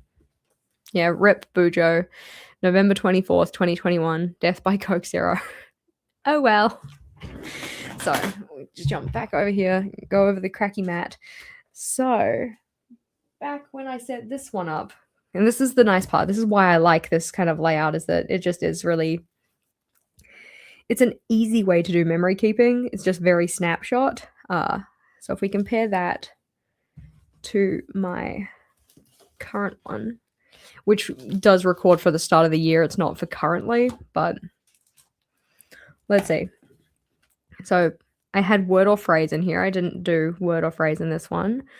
I did weight. So back then I was 99.8. At the start of the year, I was 91.9. So down. Good job, me. I have definitely increased my savings, so that's sweet. My goal was intentional leisure time. That is still a goal. Like, I am still working on having intentional leisure time. I don't have a specific goal in this one because I have a range of goals, but let's say my food obsession was mochi. Fair. Mochi is delicious. My biggest life problem was like health and just balance. And then my current problem was a DoorDash addiction. So, like, kind of in the same realm of things. Things I was excited for at the start of this year was our Korea and Singapore trip, whereas what I was looking forward to was holidays here. And that's because I was still a teacher, and this was coming up to the holiday break when I first started this one. So it makes sense that I was looking forward to holidays. Something I wanted to try was making things on the Cricut. Something that I wanted to try here was Korean barbecue. Much easier. You just eat that one. So it would be in particular interesting to, first of all, collate all of these things, all of the different prompts that I've used for myself, and kind of map out all of the responses that I have had over a longer period of time. That would be kind of cool, I think. Like this one, I had said, oh yeah, I recently tried agedashi tofu. That is now one of my favorite foods. So like, back in 2021, that's when I first tried it out. And now it's like, yeah, that's like a staple for me. I absolutely love it. So that's kind of cute. Anyways, but this is why I like it. It's just easy. It's very simple, but it does have like, that snapshot of you kind of feeling to it, which is great. But if we go back to here, my next port of call is going to be, first of all, figure out which notebook I want to use, which I very much appreciate you sharing your thoughts on it. Thank you for giving me your recommendations, whether here on the live or on the replay. Need to figure that out. Secondly, need to plan what these layouts are going to look like or how I want to set them up, mainly so that then thirdly, I can sequence them, because some of them I might be a little bit odd in terms of the sizing or like how many pages it takes up, and I want to make sure that they fit together nicely. And all throughout that, I need to be figuring out what kind of decorative style I go with. If you have any recommendations for decorative style, that's definitely my question of the day, because at the moment I'm really enjoying, just a simple border with some corner decoration and such. And I'm kind of tempted to do something similar to that for the new journal setup, but I'm not sure, because I do love this kind of like full type of decoration, but I kind of want my start of journal setup to match better with my Cyclic setups, and my Cyclic setups are tending towards a little minimal. So you let me know. Let me know what you reckon. Start putting the money you would have spent on DoorDash into your savings every time you don't. It's definitely, it's one of those like could have, but I didn't kind of games. Like, oh, I could have bought this, but I didn't do this. And then like put that money into your savings. I'm the kind of person who doesn't find it hard to put money in my savings. Like, I just enjoy the process. So it's not something I kind of forget to do in that sense. So it's more so just like keeping track of whether I actually am doing it in a kind of like consistent way, I guess. But yeah, anywho, thank you so much for being here. Thank you so much for helping me out. I feel like having done this want analysis, I have a better idea of what is going to work nicely for me. And having my page list, I feel very accomplished. If you enjoyed the video, give it a thumbs up. Otherwise, I will catch you in our next stream, and eventually soon you will get to see what the actual setup of this one looks like. Alrighty, bye for now.